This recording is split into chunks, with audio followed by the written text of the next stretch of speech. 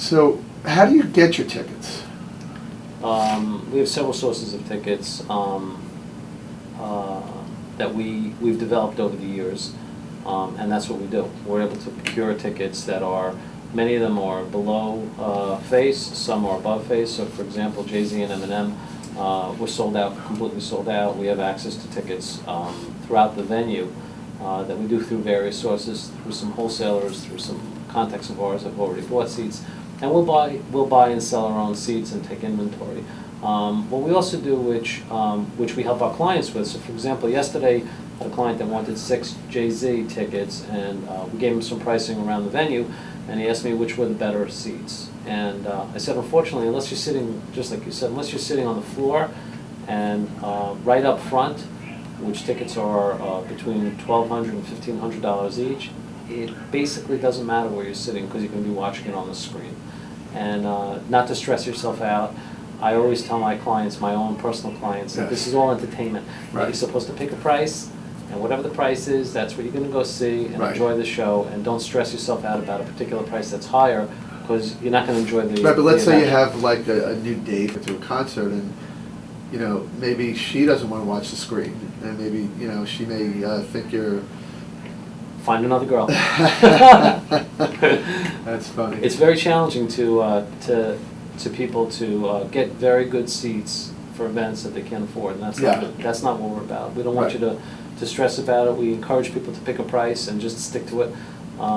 This is not about getting the best seats. It's about an experience and having a good time and being in a venue, enjoying the show. You know, many times you get to the venue and you're just happy being there. Yes. You're happy with the experience. You're happy with the music. I remember last year I saw McCartney at Citi Field, and it had what would have been considered a great seat past third base. The stage was being set up in center field, and it would have been a great seat for the venue, but I basically watched it on the screen, just like you said. I couldn't see him.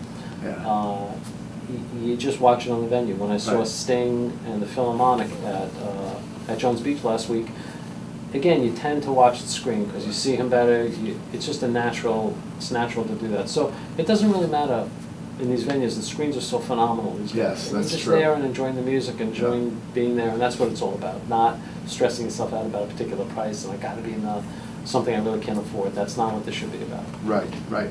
So let's move to the football season that's coming up shortly. The Jets and the Giants are moving to a brand new state-of-the-art stadium right next door to the old stadium, which I thought was perfectly good. It just needed to be spruced up a little bit, but the last 3 or 4 years as they were building this new thing, I guess they said that they're putting a nickel into it. So consequently also the price of entry has gone up on the straight retail level with the ticket licensing, and actually the face value of the tickets are now, you know, my Jet tickets, $50 a ticket for great seats. You know, to not go or to give them away was really a no-brainer. You know, now I think we're paying $140 a ticket. So I would be more apt to, you know, call you and say, listen, I have these tickets, you know, move them for me, you know, because the ticket price is no longer something that you're just going to leave behind, because it has a certain, I mean, I guess the value is only as good as, you know, if the Jets are doing well and it's December and you're going to be away, there's going to be a market for that ticket. But because of the economy and because of the new pricing structure, they've really priced people out of the place. So I think the secondary market for Jet tickets is actually going to probably be pretty good this year, because people also have made investments in these tickets and they're going to want to make some money on them, I would believe, because they're paying them to, you know, significantly more. People, you know, maybe go to half the games and unload the other half. So I would think going forward, a Jet ticket, which used to be not that hard to get, but and they also haven't had, you know, roaring success, but they've certainly been decent since Bill Parcells came and made that a real football franchise. So any comments on, you know, the upcoming football season? What's your obviously we discussed that you actually keep inventory. So with the Jets and all the excitement about the Jets, they're going to be on Hard Knocks. There has to be a bigger market for Jet tickets going forward. But the perception of those Meadowland games and taking, you know, it's really an all-day affair. Any thoughts on Jet, new stadium? So- Are you a Jet fan? I'm a Jet fan, and sadly I disagree with you. Unfortunately, Jet tickets are generally sell at a discount, and we encourage our clients who have asked us whether they should buy the seats and take investments to not do that, because we very, very, very often, almost every game, we can get you seats below face. Right, but that's because previously, the cost of a Jet ticket was not a quote-unquote big expense relative to what entertainment costs. I mean, a Knick game at $500 a ticket to be, in the middle of the thing, and the Garden does have a little, even with the Knicks being terrible, the Garden still has that sort of feeling that you're in the Garden. It's, it's familiar to a lot of us that grew up in the area and went to games. Now that I think that the Jet tickets, because they've become tripled in price, I think you're going to have actually more availability than ever before. More availability, supply and demand, prices will come down. That's Yeah. what this is all about. It's Right. all supply and demand. Yeah. If, So, like, if for you get- example, that September 13th Monday night game, what are the tickets trading for right now? I have no idea. I don't know where You your haven't even seats are. started with it yet. No, I'm saying if I want to, I split 4 tickets with 4 guys. So we get 2 tickets to each game, and we all have 1 license. So, for example, like the 2 games that all 4 of us want to go to is the opening game and the New England game the following week. So I have to assume that Monday night game has to be a ticket that's going to be in demand. If they come out flying and they look like they're going to be Time good. will tell. Yeah, yeah. I don't need to be. So you can lock, can I get 2 for the Jets right now in that Absolutely. opening game? Like Sure. awesome tickets somewhere? Absolutely. Sure, I could. So what I kind wouldn't- of pricing? I don't know. It depends on where you're sitting. Right. I Well, don't let's know- say, I you don't, know- I don't know off the top of my head.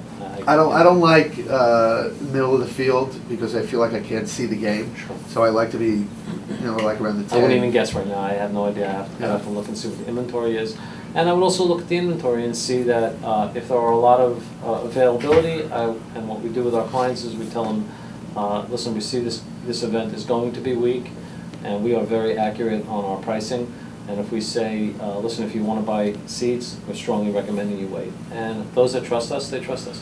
We have clients that are looking for a Jet Giant exhibition game, and we are strongly recommending that they wait. I think Right. the event's going to be extremely weak.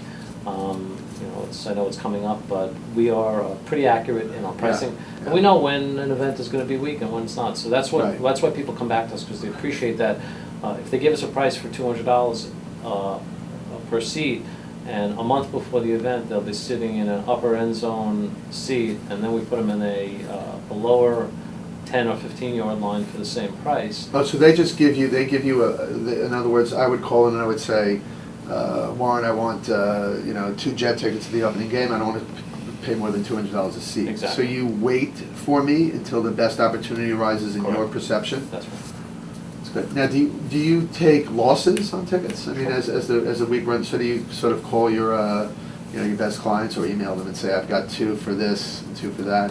Doesn't happen too often, yes, Yes, but yeah. does happen. And then we also look at inventory from other brokers and say, other guys that have had losses on their inventory, we'll see opportunities, and we'll call our clients or email them or do blast emails. We do pretty heavy aggressive marketers, and we'll find opportunities. So if we know we have Yankee fans that want to go to a Yankee game and we see an opportunity, we'll do a blast email. So obviously you have your fan favorite data on these Yes. people, and it's very Yeah, a lot of people are very, obvious. they're anxious to go to a game, but they don't want to spend $100 or $150. Right. And the $50 for a great seat, they'll go. Yeah, I would think so. Sure.